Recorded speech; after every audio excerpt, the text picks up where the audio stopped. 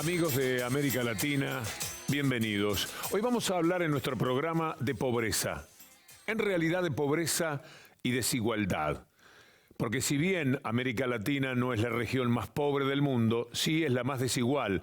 Y esto tiene mucho que ver con acentuar las condiciones que establece para la vida humana la pobreza. Pero la misma existe, es fundacional.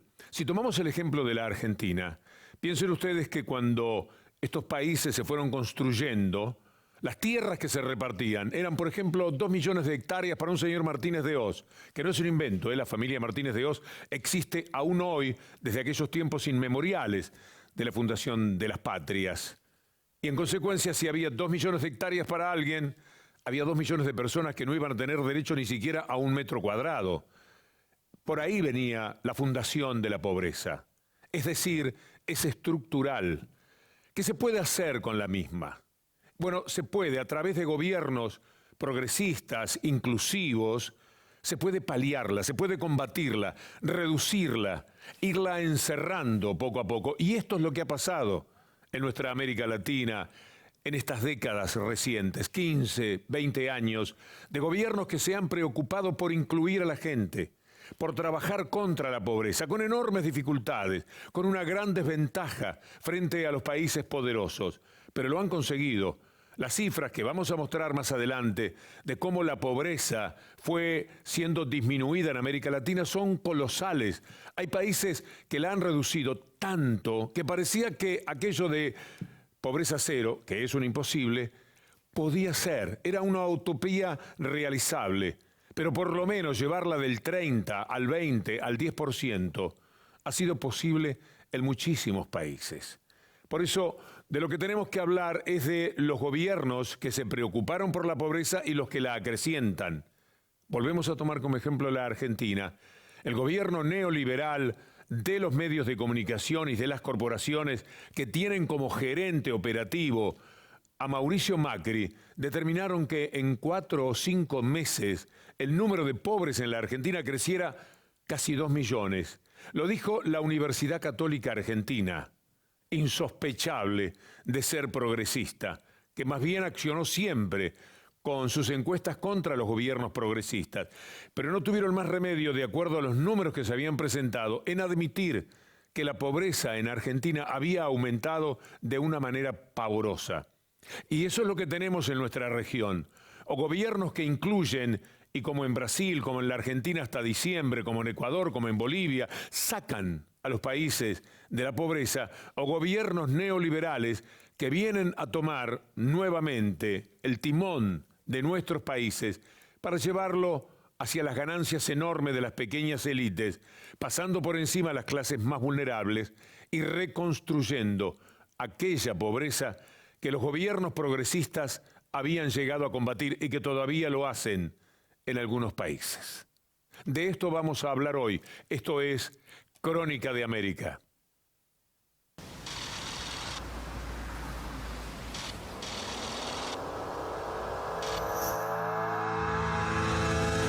El empoderamiento popular, el empoderamiento de las libertades, el empoderamiento de los derechos.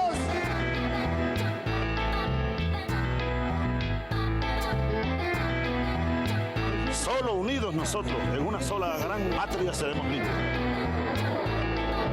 Ou nós decidimos de construir, ou não vamos a lugar nenhum. Ganhou Macri. A perda do cargo da senhora presidente da República.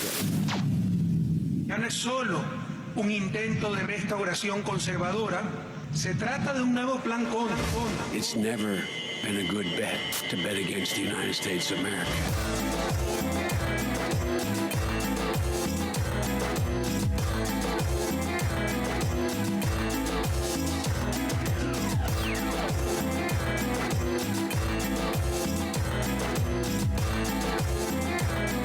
La pregunta clave es quién manda en una sociedad, las élites o las grandes mayorías. Por cierto, es una alegría de todas las semanas compartir nuestra Crónica de América con Cintia García. Gracias, Víctor Hugo. Igualmente, vamos a hablar de las televisoras que acompañan a Ecuador TV. Mira, te voy a contar. En Argentina, la Televisión de La Plata, la TV Universidad de La Plata, Canal 9 de la provincia de Santa Cruz, en Argentina, Canal 10 de Lomas de Zamora, TV Urbana en la Villa 31 y nuestra plataforma de comunicación popular La García. En Brasil, TVT, la Televisión de los Trabajadores en todo San Pablo, TV de Bahía, TV Universidad de Goiás y la TV Cidade Libre de Brasilia. Son las televisoras que acompañan a Ecuador TV en Crónica de América. Me suena que estamos ampliando el espectro, las posibilidades de llegada de Crónica de América. Así es, porque la idea es ser regionales, presentar este espejo que adelanta hacia la región. Y vamos a hablar de pobreza, es cierto, vamos a dar muchas cifras, estuviste brillante en la editorial, déjame decírtelo, y vamos a dar esas cifras, pero te voy a dar un dato. Una persona va a una verdulería, le dice al expendedor, al vendedor, ¿me puede dar ese medio tomate que tiene en exhibición? El vendedor le dice, no vendemos medio tomate, ¿me puede dar ese medio tomate? Estas son experiencias que está viviendo la Argentina y que trascienden las cifras, porque se incorporan en el cuerpo de quien vive la inequidad. He aquí una síntesis de lo que vamos a compartir con ustedes hoy. Porque eu tenho sonho de garantir a cada criança brasileira, a cada mulher, a cada homem, no mínimo comer 3 refeições por dia. E do jeito que está essa política econômica, vai ficar mais fácil as pessoas passarem 3 días sin comer. Lo que ha ocurrido en Ecuador en los últimos 9 años. Más de 2 millones de personas dejaron de ser pobres. Hemos mejorado la diferencia que existía entre los ricos y los pobres. Nosotros tenemos como objetivo económico lograr una Argentina con pobreza cero.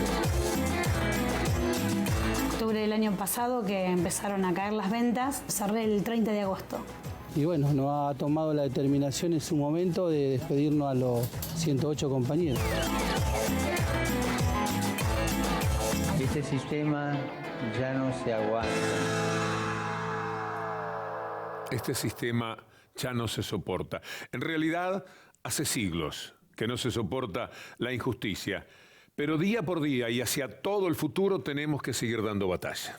Crónica de América se preocupa por Víctor Hugo, por transitar el territorio, por ir a buscar los testimonios, por ver ese, más que pobreza, pobreza sí, pero lo peor es el empobrecimiento.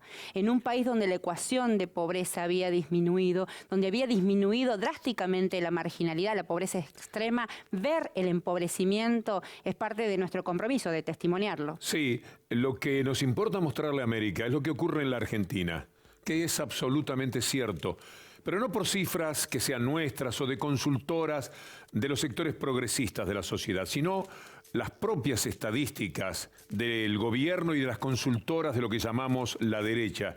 Son las que están demostrando que el neoliberalismo lo que consigue inmediatamente es el empobrecimiento.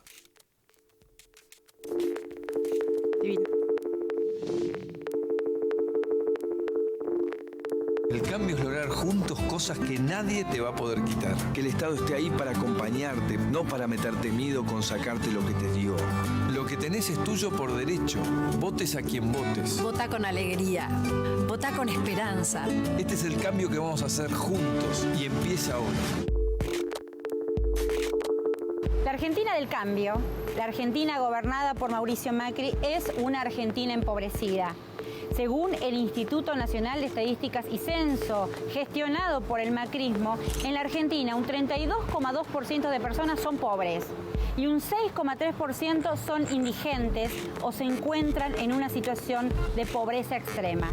A propósito de la pobreza que recién mencionó, se conocieron las cifras del INDEC del 32,2%, una cifra triste, inmoral del país.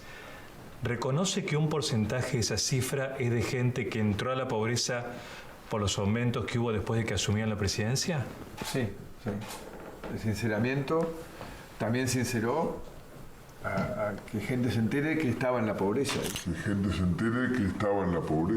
¿Había argentinos que eran pobres pero no lo sabían? ¿Es razonable esa interpretación de los hechos que hace el presidente Macri?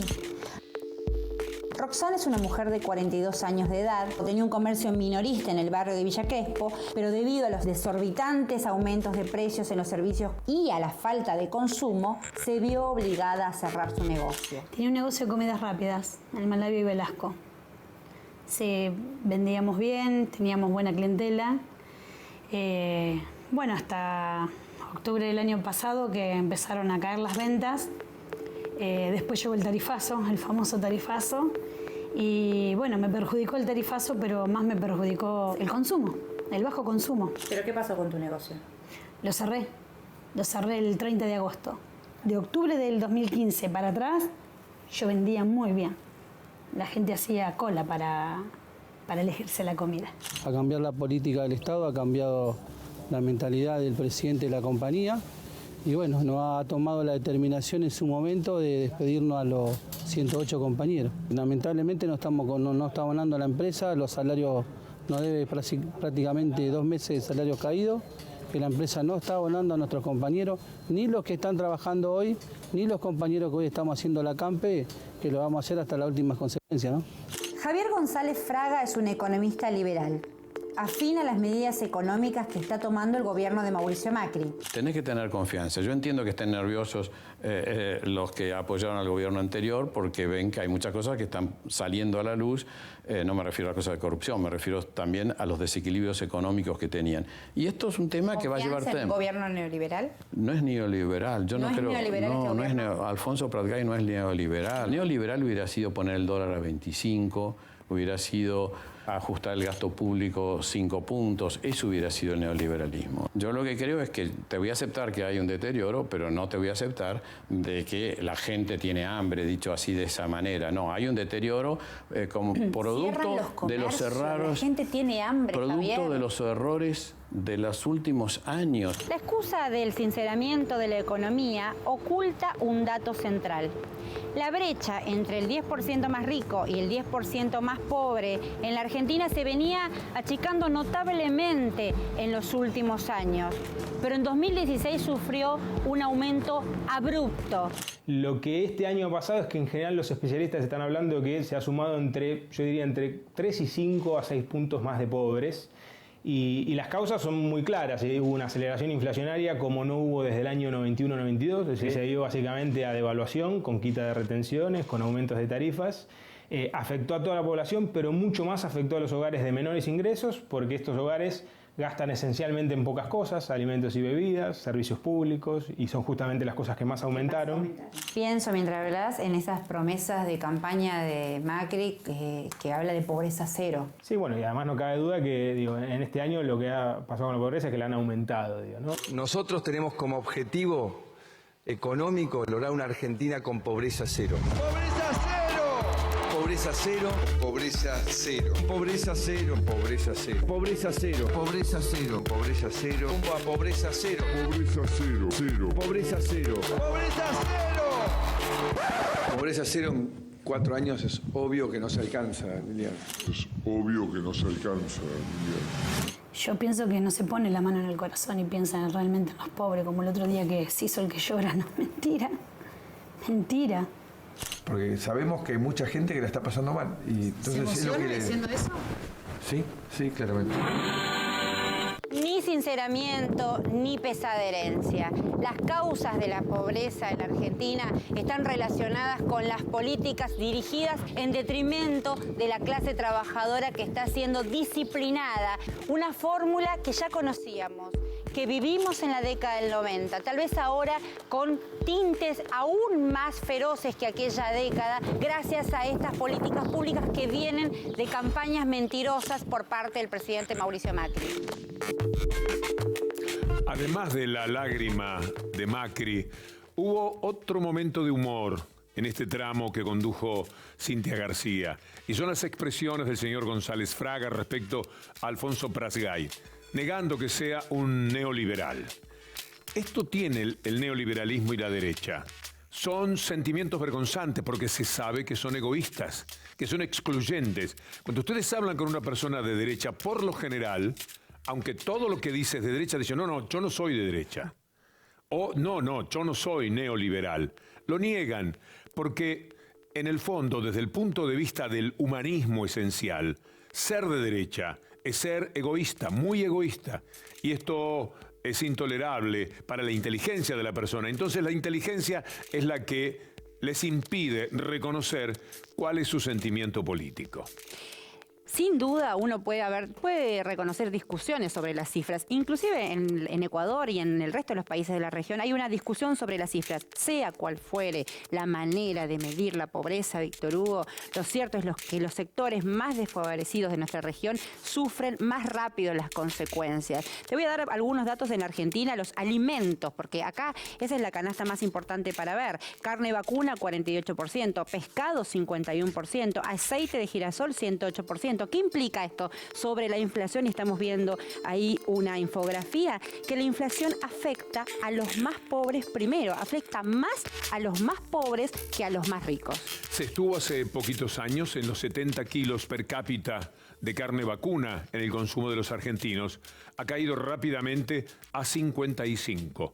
Después vamos a hablar de mediciones de la pobreza, porque la que se ha hecho en la Argentina por parte de la autoridad correspondiente, que miente como si tomase pastillas para hacerlo, tiene, si fuera cierto, de todas maneras verdades que son muy importantes a considerar.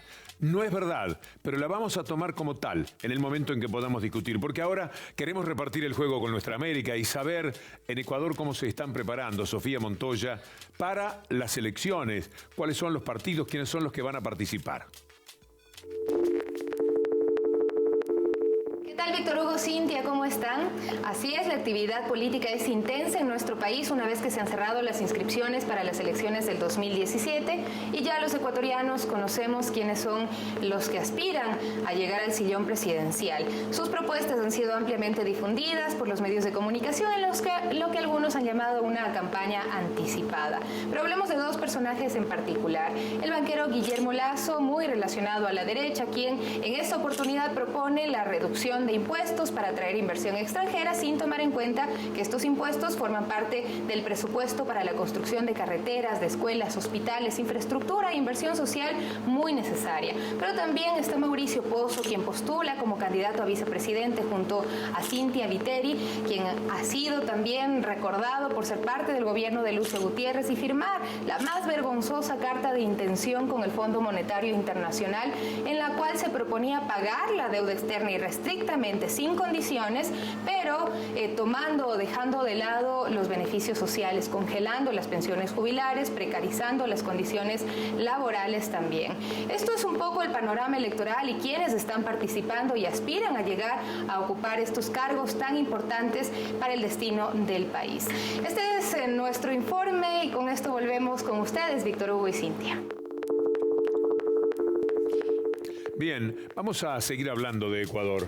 Le agradecemos a Sofía Montoya. Te voy a dar datos de Ecuador. En el año 99, el 52,2% estaba en una situación de pobreza. En el año 2015, el 22,5% es la pobreza. Descendió. Podemos decir que es alta, pero claramente los esfuerzos de los gobiernos populares es por reducir esas brechas de desigualdad. Tenemos material de Ecuador para compartir.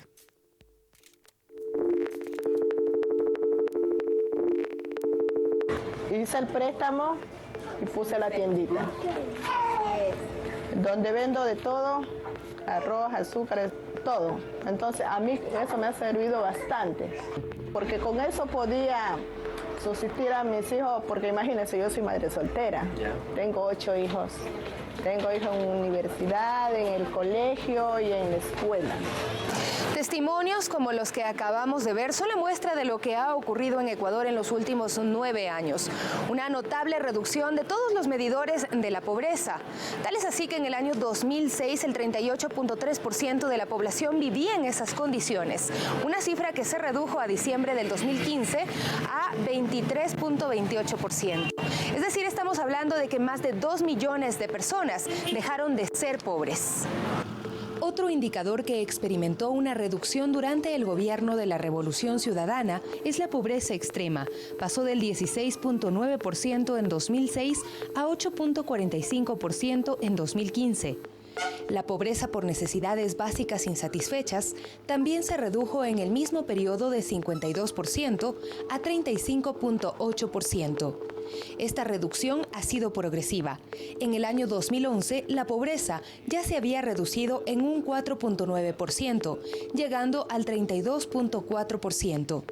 Mientras que la pobreza extrema bajó del 16.9% en el 2006 al 11.61% en el 2011. El último informe del Banco Mundial da cuenta del trabajo realizado, al concluir que es Ecuador el primero en América en la reducción de la brecha entre ricos y pobres, pero también es el segundo país que más ha aumentado los ingresos de los más pobres. Gran parte de esa reducción de la pobreza se debe, si bien a la política pública, pero sobre todo a la posibilidad de que el ecuatoriano, el ciudadano ecuatoriano, pudo cambiar su situación de pobreza a no pobreza porque adquirió un empleo, porque llegó a tener un empleo. Las políticas aplicadas por el gobierno de la Revolución Ciudadana están orientadas a servir a la población. Es por eso que en los últimos 9 años se ha trabajado no solamente para aumentar el ingreso de las familias ecuatorianas, sino para mejorar su calidad de vida. Esto es garantizar el acceso a servicios de salud y educación. Darle educación, darle salud, darle garantías sociales como seguridad. Obviamente que eso es lo más importante, creemos nosotros, en la parte socioeconómica, porque un niño bien educado, con buena salud, es un hombre que va a ser un buen profesional, y al ser un buen profesional va a integrarse a la parte productiva y económica del país. En temas de salud, la inversión supera los 13.500 millones de dólares en los 9 años de gobierno del presidente Rafael Correa. Solo en el 2015 se destinó a este sector 2.500 millones de dólares, lo que contrasta notablemente con los 400 millones que se presupuestaron en el 2006. En educación, en el actual régimen, se destaca la inversión realizada en los últimos 9 años, la misma que supera los 22.000 millones de dólares. En la actualidad, el sistema fiscal educativo tiene más de 155.000 maestros con nombramiento. En temas de educación superior, el Ecuador es el país que más ha crecido en la región, al destinar el 2% de su Producto Interno Bruto. La inversión pública reflejada en la construcción de hidroeléctricas, carreteras, puertos, aeropuertos, escuelas, hospitales y más ha generado miles de empleos, con lo cual las familias ecuatorianas han superado su condición de pobreza y mejorado el acceso a oportunidades. Para Crónica de América reportó Sofía Montoya. Bravo, Sofía. Es muy interesante conocer lo que ha hecho la Revolución Ciudadana en Ecuador, el criterio inclusivo que tienen varios de los gobiernos de nuestra América Latina. Pero al mismo tiempo, hablando de pobreza, ¿qué es lo que propone la derecha? Vamos a escuchar a Patricio Rivera, que es el ministro coordinador de Política Económica del Ecuador. La oposición le decía al país que venía la catástrofe, la hecatombe, que todo se iba a acabar. Frente a eso no ocurrió. Luego le decían al país que se iba a demorar la recuperación económica entre 5, 6, 8, 10 años. Tampoco ocurrió. Dado que le ha fallado a la oposición esta estrategia, en este momento tienen un nuevo discurso. Su nuevo discurso es básicamente excesivos impuestos y mucho endeudamiento. ¿Qué va detrás de este discurso, básicamente? Tratar de legitimar la propuesta económica de la derecha, que como ustedes ven aquí le denominan Consenso Ecuador. Yo digo que debería llamársele Consenso de Washington por toda la política neoliberal que está detrás, y que básicamente tiene en materia económica 3 elementos que son altamente preocupantes.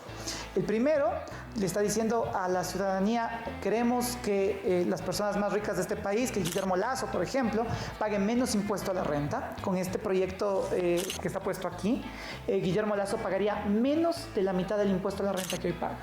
Pero por otro lado también le están diciendo a la gente, y está claramente establecido aquí en los textos, que se van a eliminar las exenciones, créditos y deducciones del sistema tributario. ¿Eso qué quiere decir? Que la clase media, que hoy puede deducir, por ejemplo, los gastos en alimentación, en vestimenta, en vivienda, en salud, etcétera, ya no los va a poder hacer. ¿Qué implicación tiene eso? Que la clase media terminaría pagando aproximadamente 546 millones de dólares adicionales a lo que paga hoy. Es decir, lo que se nos está proponiendo en este momento es subirle impuestos a la clase media para financiar la baja de impuestos de los más ricos del país. Siempre hablan de lo mismo, el déficit fiscal. Ajustar. Cuando usted escucha la palabra ajustar o déficit fiscal, es que están pidiendo que no gasten en salud, que no gasten en educación, sobre todo de los más vulnerables, porque los que tienen, las élites dominantes, siempre se educan y siempre pueden atender su salud. Lo pueden pagar de otra manera. El problema es la salud de los otros, de las inmensas mayorías. Cada vez que hablan del déficit fiscal, que en la Argentina por otra parte aumentó por la tremenda ineficacia del gobierno neoliberal, están diciendo que la gente vulnerable merece menos. ¿Te estás pasando bien, Víctor Hugo, en Crónica de América? Muy bien. ¿Sí estás cómodo? Esta dicotomía de pasarla bien, pero a su vez confrontar con un discurso tremendo. Nosotros nos vamos a ir al próximo bloque. Te invito, y los invito a los amigos y amigas que nos están viendo, porque vamos a estar con Ricardo Carrizo. Es diácono del grupo Curas en Opción por los Pobres, que es la Iglesia Católica que entiende la necesidad transformadora y se pone del lado de los más necesitados. Este sistema ya no se aguanta.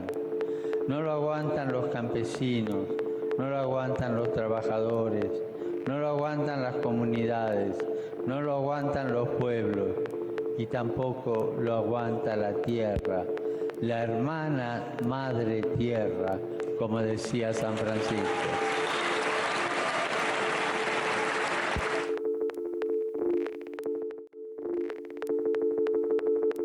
La inequidad genera violencia, que no habrá recursos policiales, militares o de inteligencia capaces de detener. Se trata de devolverles a los pobres y a los pueblos lo que les pertenece.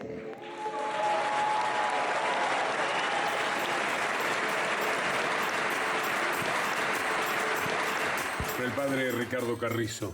Vamos a analizar estas palabras del Papa. Bienvenido. Muchas gracias, Víctor Hugo. Muchas gracias, Cintia, por invitar.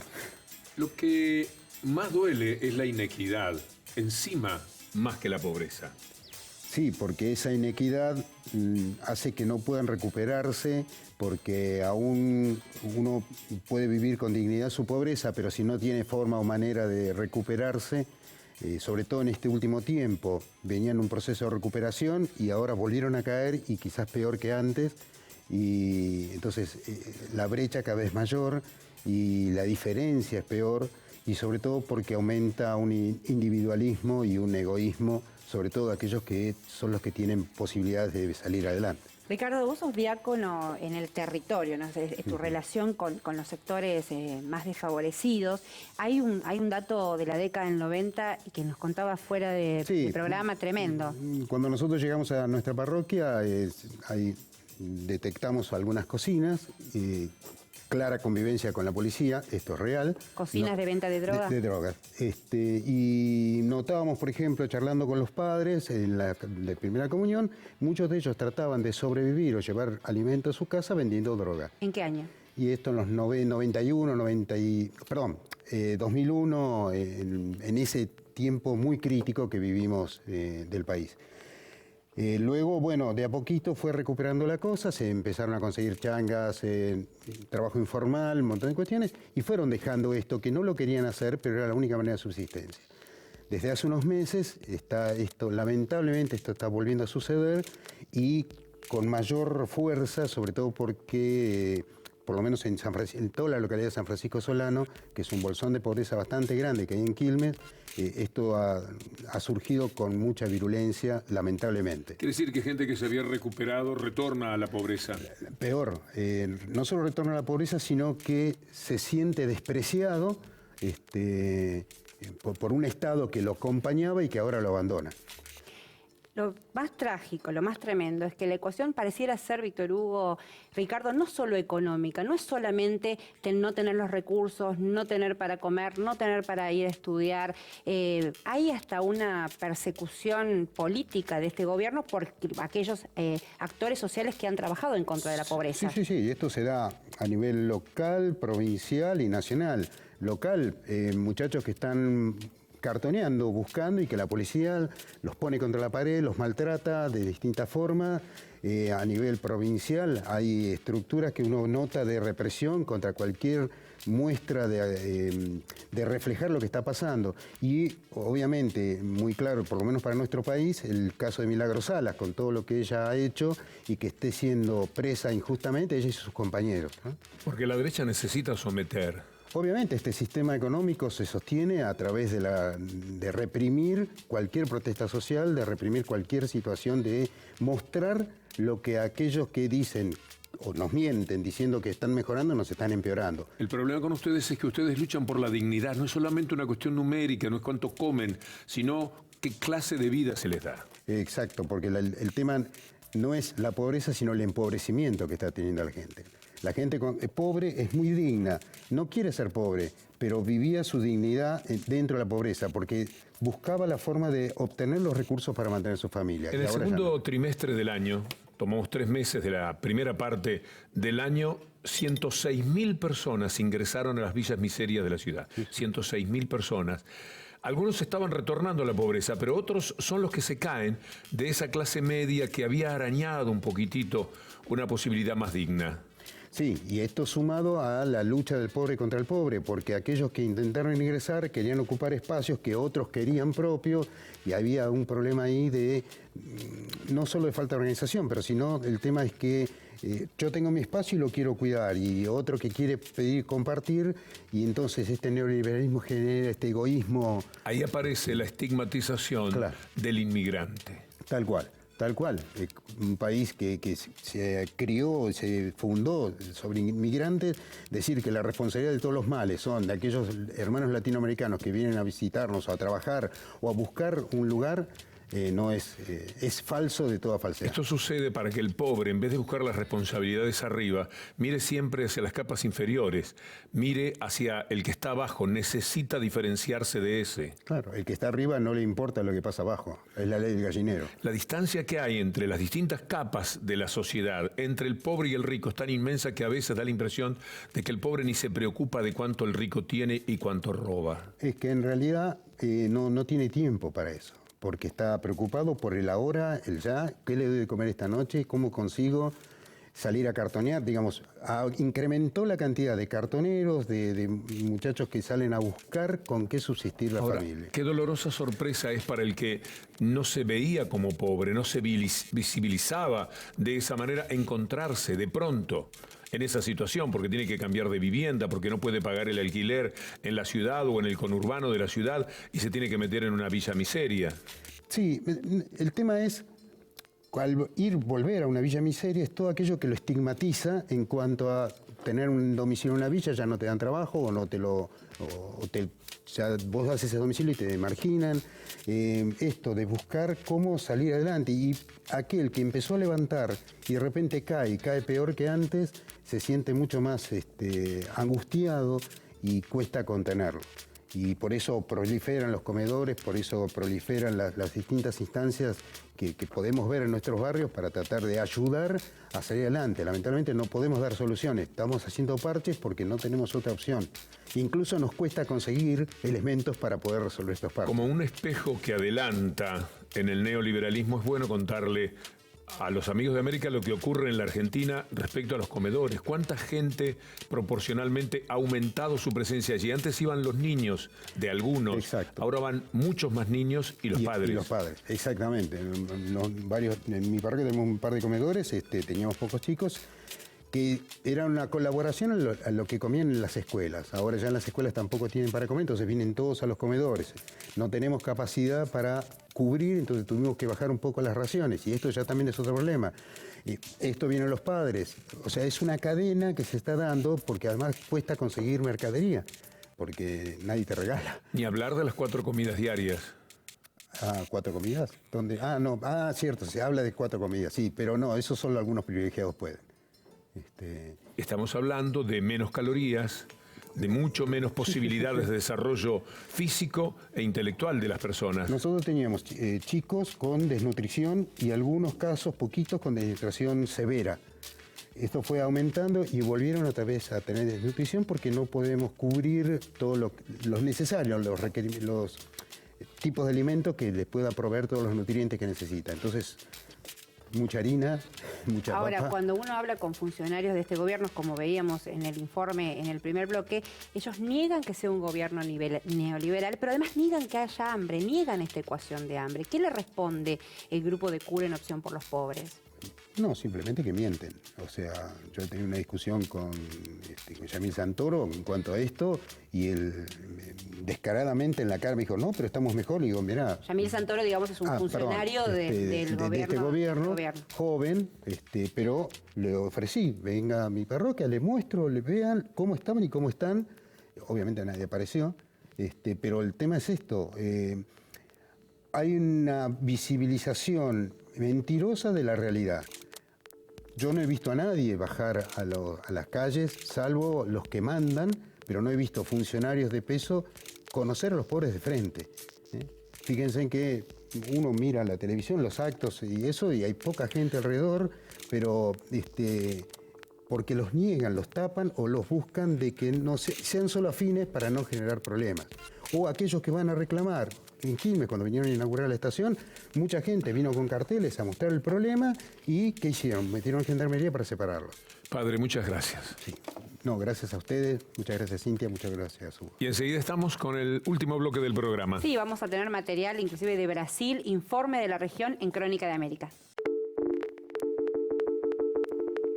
Digamos no a una economía de exclusión e inequidad donde el dinero reina en lugar de servir.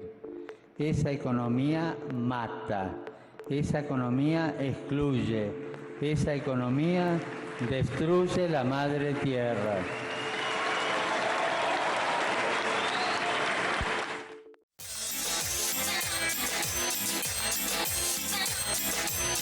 Crónica de América en una nueva edición. Esto que acaba de contarnos este cura de los pobres, Ricardo Carrizo, de lo que pasa en las villas de la Argentina, es una situación muy conocida en toda América. Hablemos de Brasil, Víctor Hugo, porque el gobierno de Lula, cuando comenzó el gobierno de Lula, decidió implantar un plan que se llama el Plan Bolsa Familia. Ese Plan Bolsa Familia no solo fue un plan para dar de comer a la pobreza extrema en Brasil, además Bolsa Familia cambió la ecuación de muchas familias que tuvieron sanidad y educación. Pero este informe te invito a que lo compartamos con todos los amigos y amigas de la región. Lo hace la gente de TVT, la Televisión de los Trabajadores, y nos ven en todo São Paulo. Nós precisamos de um Brasil que acredite no seu povo, que acredite no desenvolvimento, que gere empregos. Porque eu tenho sonho de garantir a cada criança brasileira, a cada mulher, a cada homem, no mínimo comer 3 refeições por dia. E do jeito que está essa política econômica, vai ficar mais fácil as pessoas passarem 3 dias sem comer. É apenas isso que eu quero para o Brasil. Entre 2001 e 2013, o número de pessoas vivendo em situação de pobreza extrema no Brasil, ou seja, com menos de $1,90 por dia, caiu 64%, segundo dados do Banco Mundial.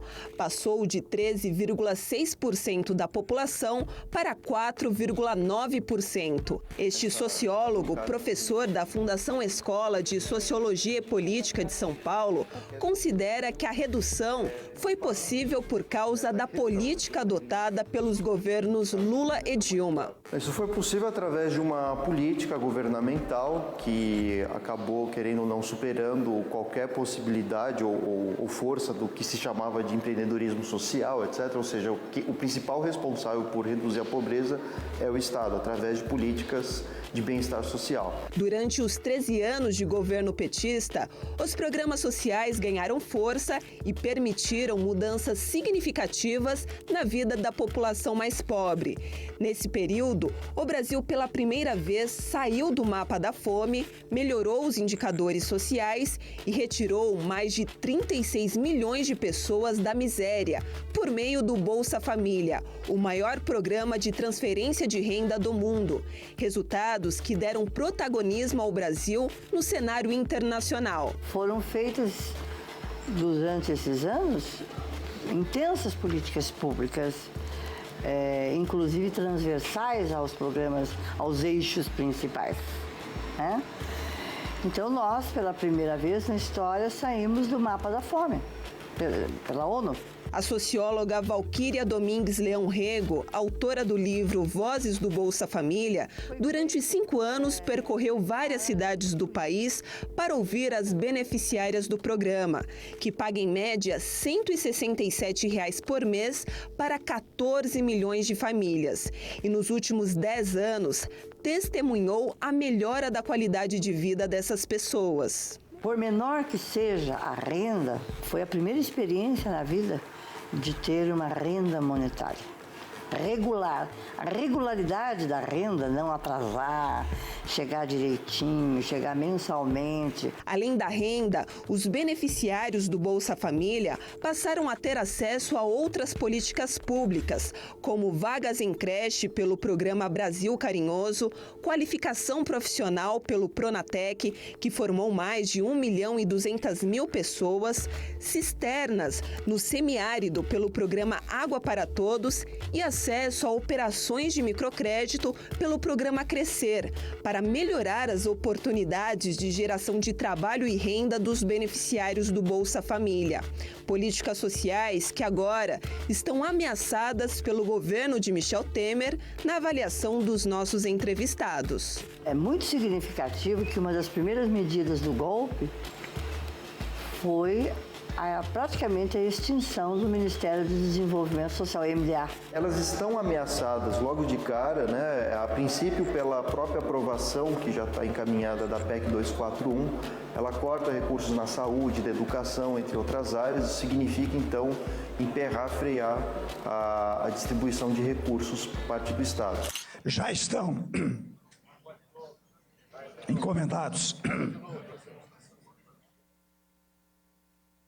Bem que eu pedi uma pastilha. Já estão encomendados estudos para eliminar.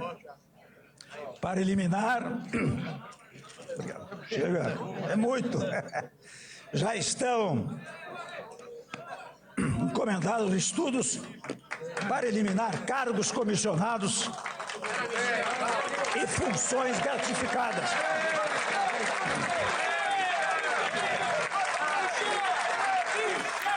Estaba pensando que ustedes también, queridos amigos de América Latina, todos los ciudadanos, tenemos nuestras obligaciones. Por ejemplo, sentir que esto que daba Lula en Brasil, que prolongó Dilma, son derechos, sentirlos como propios. Son nuestros derechos, hay que empoderarse. Mientras ellos piensan que la bondad pasa por entregar una moneda en las escalinatas de la catedral, hay quienes luchan por sacar a la gente de las escalinatas. Y eso es lo que tienen que sentir. El derecho a no estar allí, no la posibilidad de pedir.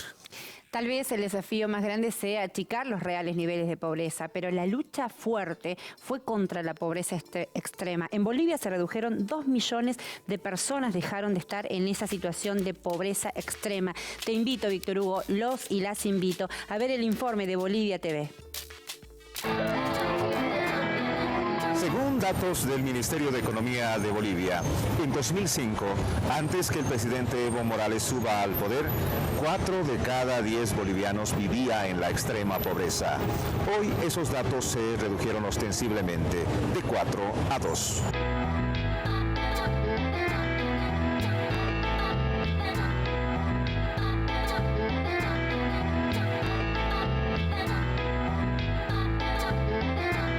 Hemos creado un programa llamado Mi Agua, Más Inversión para el Agua. Y personalmente, ¿qué hago? Recoger todos los proyectos de agua potable o agua para riego de todos los municipios del país.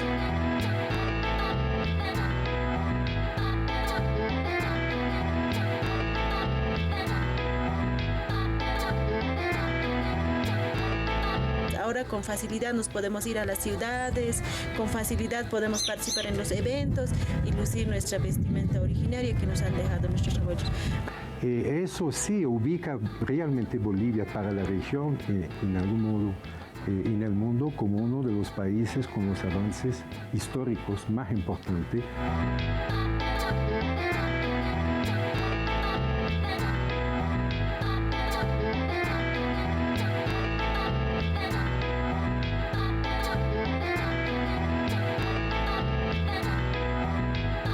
Hemos mejorado la diferencia que existía entre los ricos y los pobres. Quiere decir que si el 10% más pobrecito tenía un bolivianito en su bolsillo, el 10% más rico tenía 128 bolivianos en su bolsillo. Esa era la diferencia entre ricos y pobres.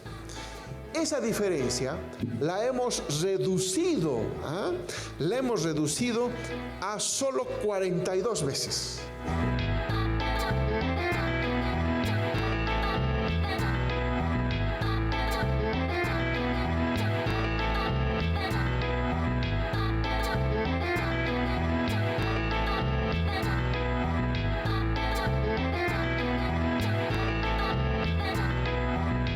De ser el peor país distribuido del ingreso, donde se concentraba más en pocas manos el ingreso, hemos pasado a ser el quinto país mejor distribuido del ingreso.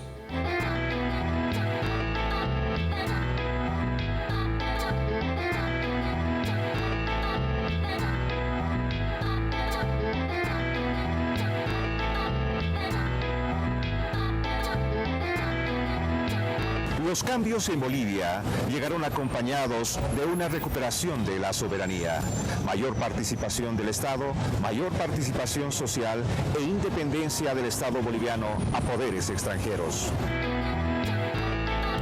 Lo que ha hecho Evo Morales es sencillamente asombroso. Hay una cifra que no se da allí.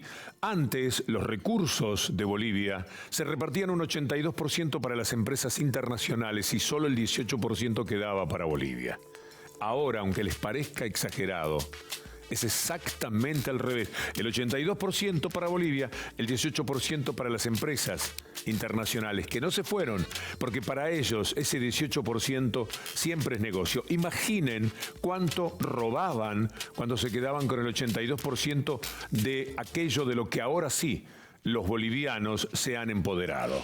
Tengamos temple, Víctor Hugo, para hablarle a nuestras clases medias de la región, a ese sector que muchas veces ha confrontado contra estos programas sociales como el Bolsa Familia, como en la Argentina la Asignación Universal por Hijo, entendiendo como que era una dádiva del Estado hacia personas que, por ejemplo, no querían trabajar, ¿no? Lo que se llamaban acá los planeros, los que reciben esos planes sociales. No, son políticas públicas que han cambiado la ecuación de millones y millones de personas. Sí, el combate a la pobreza, que es eterno, que nunca nos tendrá totalmente victoriosos. Siempre habrá pobres, porque esto es estructural, esto es capitalismo. Lo fundaron, se quedaron unas pocas familias en todos nuestros países con lo mejor, con lo más importante, y el resto quedó para los demás. Ahí está fundada la pobreza. Le pusieron la seguridad jurídica, ratificaron la propiedad privada y eso no se va a poder tocar nunca. Es más probable que el mundo explote por el aire a que el capitalismo deje de regir nuestras vidas.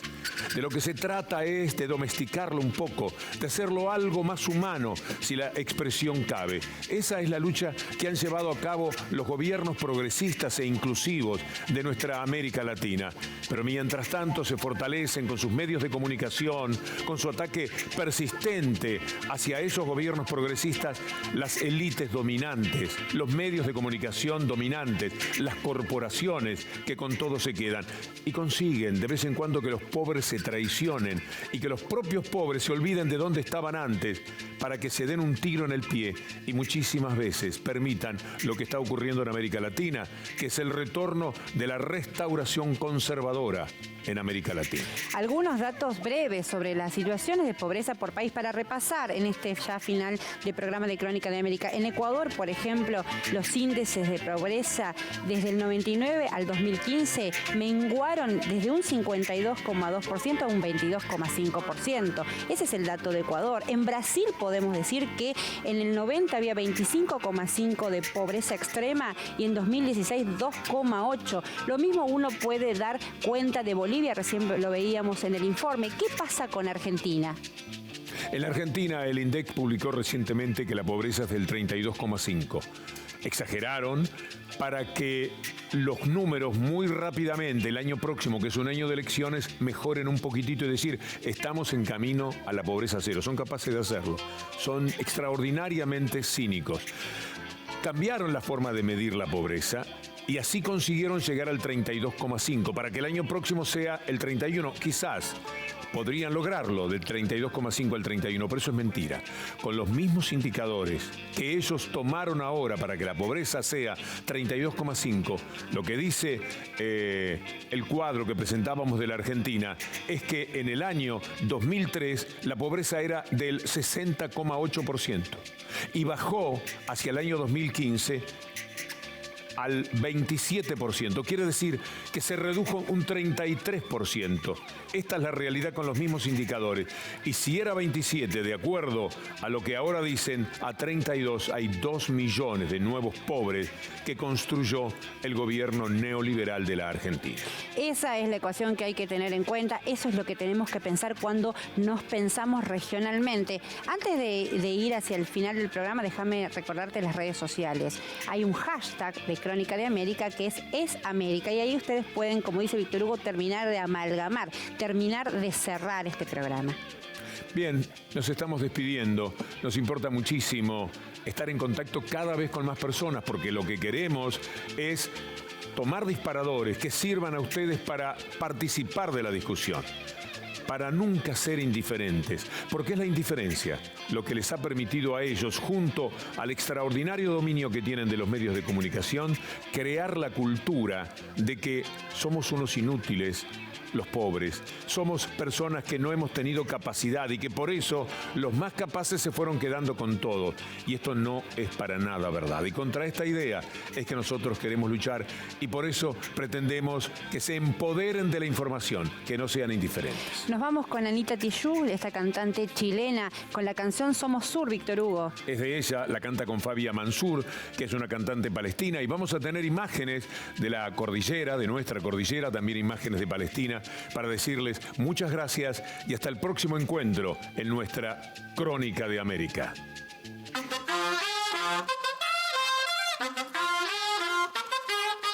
Tú nos dices que debemos sentarnos, pero las ideas solo pueden levantarnos, caminar, correr, no rendirse ni retroceder, ver, aprender como esponja, absorber. Nadie sobre todos, faltan todos, suman todos para todos, todo para nosotros. Soñamos en grande, que se caiga el imperio, lo gritamos algo, no queda más remedio. Esto no es utopía, es alegre rebeldía del baile de los que sobran de la danza tuya y mía. Levantarnos para llevar, ni África ni América Latina se suba. Con barro, con casco, con lápiz a patear el fiasco, provocar un social terremoto en este charco.